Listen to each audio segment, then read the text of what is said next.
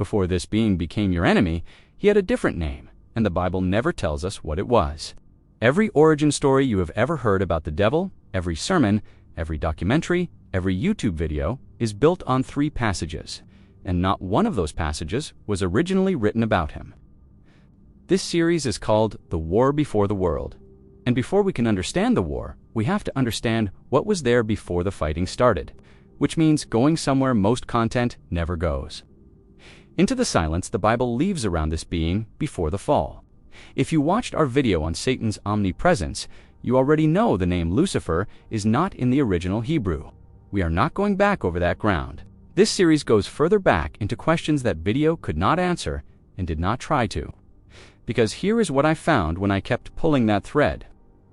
The further back you go, the less the text gives you, and the less it gives you, the more interesting the question becomes.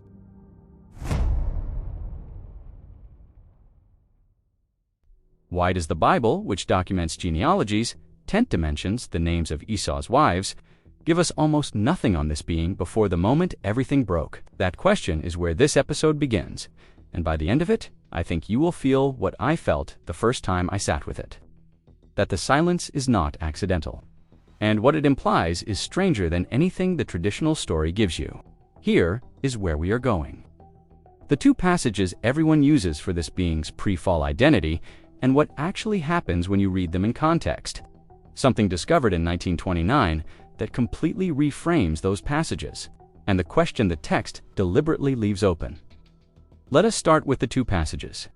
If you want to understand who this being was before the fall, you are eventually pointed to 2 places in Scripture: Isaiah 14 and Ezekiel 28. These are the passages. Everything, every sermon, every book, every video on Satan's origin comes back to these 2 texts. And here's the first thing you discover when you actually read them in context. Isaiah 14 opens with these words: "You will take up this taunt against the king of Babylon," a taunt against a human king. That is the stated context of the passage that contains the most famous description of Satan's fall in all of Christian history. Ezekiel 28 is addressed to the Prince of Tyre, a coastal city-state, a wealthy trading empire. The passage is framed as a lament over a human ruler. Now that does not automatically mean these passages say nothing about a cosmic being. The principle of double reference in biblical interpretation is real. A text can have a human referent and a cosmic one simultaneously. That is how much of prophetic literature works. But here is what almost no one tells you. When John Calvin, one of the most significant theologians in Protestant history, sat down to comment on Isaiah 14, he wrote that applying this passage to Satan was arising from ignorance. Martin Luther called it a gross error. These were not fringe voices. These were the architects of the Reformation. Their position was not that the passages were wrong, it was that the traditional application was reading something into the text that the text itself was not claiming. So we are in an unusual position to passages, a tradition that reads them as Satan's biography. 2 of the most serious theologians in history who said that tradition was a mistake, and the texts themselves, which never once used the word Satan in either passage. What does Ezekiel 28 actually say? It says the figure was in Eden, the garden of God, covered with precious stones, an anointed guardian cherub on the holy mountain of God, that he walked in the midst of stones of fire, blameless from the day he was created until something was found in him. Now, every one of those phrases is doing something specific in the original Hebrew. And if you read them through a modern English lens, you miss almost all of it. These phrases are not decorative poetry. They are coordinates. They are placing this being at a specific point in the ancient Hebrew understanding of the cosmos. If you are getting value from this series, hit subscribe right now. 90% of you watching are not subscribed yet. It costs nothing, and it helps us keep making content at this level. Now back to the coordinates. The holy mountain of God, the garden, the stones of fire. In the ancient Near Eastern world, these were not abstract symbols. They described a location, the place where heaven and earth meet, where the divine assembly gathered, where the presence of God was most concentrated. The anointed guardian cherub, this phrase carries enormous weight that modern readers almost entirely miss. In the ancient world, not the Christian imagination shaped by Renaissance paintings, but the actual ancient world, A cherub was not a soft infant with wings. Cherubim were the highest-ranking beings in proximity to the divine throne. In the tabernacle, their images were woven directly into the veil that separated the holy place from the Holy of Holies. They were embroidered on the curtain that stood between God and everything else. The guardian cherub was not simply near God. The guardian cherub was, functionally, the approach to God, the threshold, the covering over the presence. This is not a background character. Whatever this being was, whatever role he held, he was positioned at the most sacred point in the entire created order. And then the text says something was found in him. The word in Hebrew is unrighteousness. Just that. No scene, no dialogue, no before and after moment. Something was found, and then expulsion. That is all the text gives us. The most consequential interior event in pre-human history is reported in a subordinate clause and never explained. Now, in 1929, archaeologists excavating an ancient site called Ras Shamra on the coast of what is now Syria discovered something that would change how scholars read the Old Testament forever. They uncovered a library, clay tablets buried for over 3,000 years, written in a language called Ugaritic, a Canaanite dialect closely related to Biblical Hebrew. These tablets contained the religious mythology of the cultures surrounding ancient Israel. The stories that Israelite farmers, merchants, and priests grew up hearing, the background noise of their world. And when scholars translated them, they found specific language that appears almost word for word in the biblical texts about this being. One of the Ugaritic stories centers on a figure associated with Venus as the morning star, the bright one that appears just before sunrise and is then swallowed by the sun. In the ancient world, that was one of the most striking events in the night sky. The Canaanites called this figure After, in the myth, Bald Eyes. His throne on the sacred mountain, called Zaphon, the mountain of the divine assembly in the far north, sits empty. Athra is invited to take it. He ascends. He sits on the throne. The text says he is not large enough to fill it. He descends. Now go back to Isaiah 14. Read these words. How you have fallen from heaven, shining one son of the dawn. You said in your heart, I will ascend to heaven. I will raise my throne above the stars of God. I will sit on the Mount of Assembly in the far reaches of the north. The Mount of Assembly in the far reaches of the north. In the Hebrew, Harmod, the mountain of the divine gathering. The word for north, Zaphon, the exact location from the Ugaritic myth. The original Israelite reader of Isaiah 14 would have recognized this immediately. They would have understood that Isaiah was reaching into the mythological library of the surrounding world, the story everyone already knew, and using it as a weapon against the Babylonian king. He was saying, you think you are ascending like the shining one of the old stories. You are not even large enough for the throne you are reaching for. This is what scholars call prophetic subversion.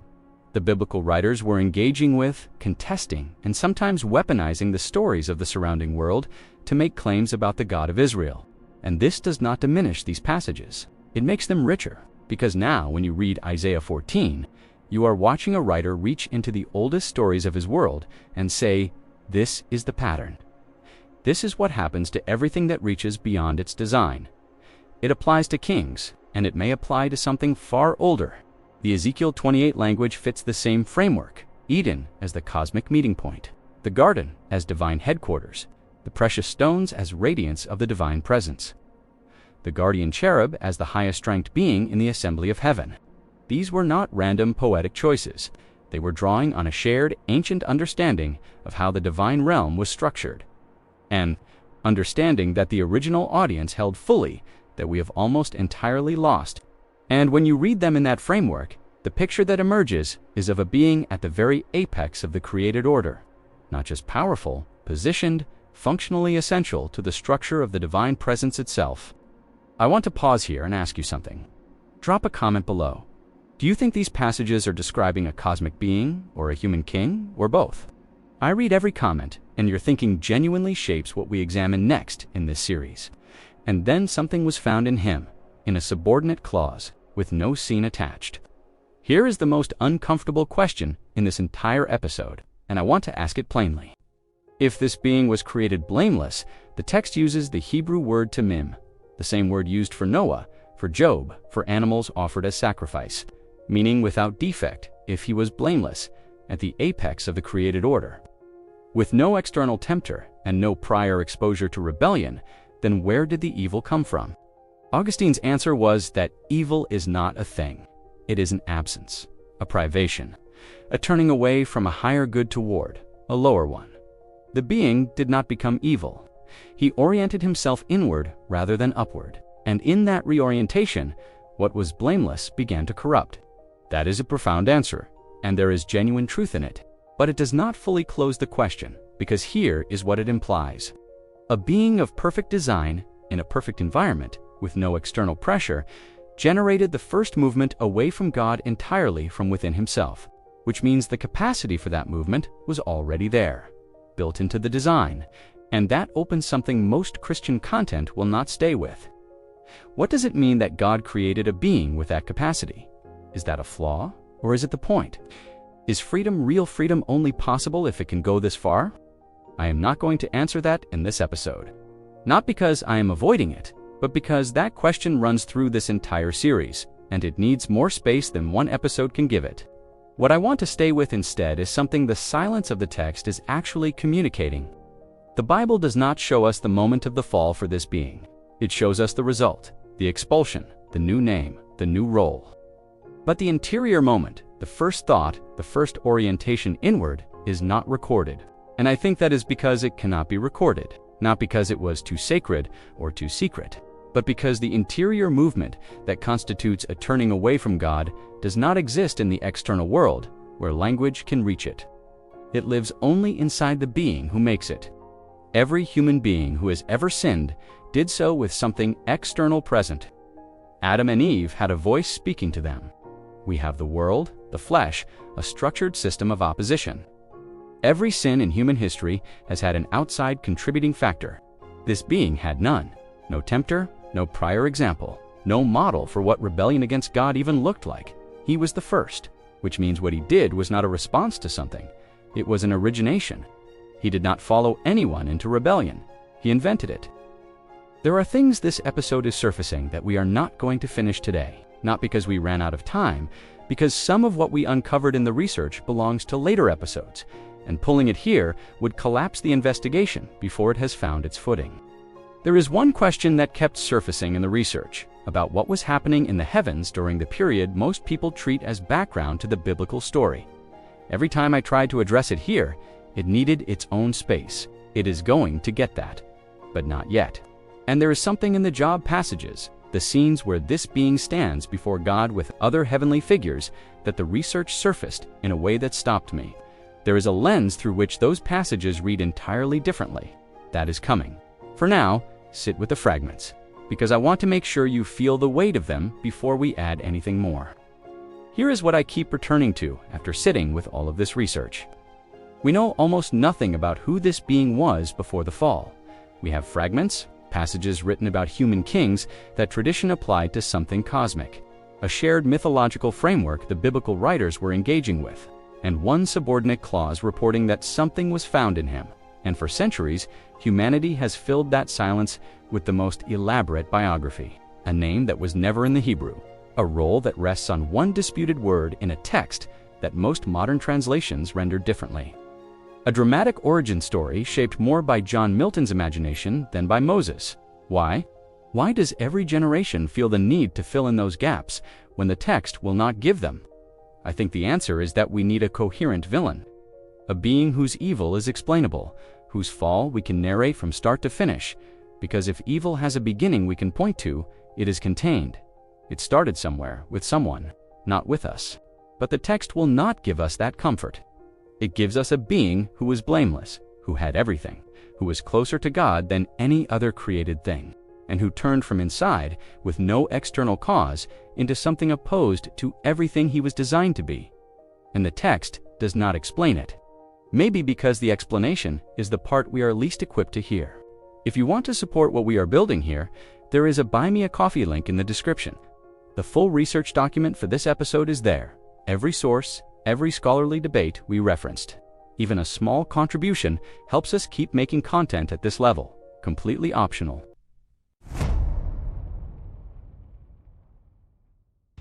Episode 2 of this series goes somewhere this episode could not.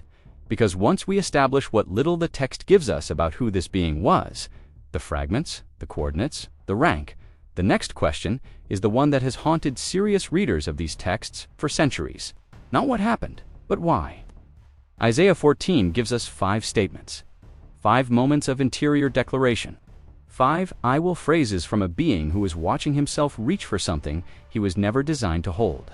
These 5 statements have been read as simple pride for so long that nobody has stopped to examine what each one actually means in its original context. Because when you sit with each of them in the Hebrew, when you understand what the specific thing he was reaching for actually was, and why that particular thing, it is not pride in the abstract. It is something far more specific and far more recognizable than we would like to admit. And there is a detail in the 5th statement, the final one, the one that ends the sequence, that I have not seen addressed anywhere in the content I surveyed while researching this series. A detail that changes the entire psychological portrait of this being. We are going there next episode, and I would strongly suggest not missing it. If this video opens something up for you, subscribe now. We are building a community around content that does not insult your intelligence and does not pretend the hard questions do not exist. 90% of you watching are not subscribed yet. It costs nothing, and it means you will actually see episode 2 when it drops. The war before the world did not begin with a battle. It began with a thought, inside a being who had no reason to think it, and the text will not show us that moment, which might be the most important thing it has ever withheld from us. Episode 2, the 5 words that changed everything. Next week, same channel.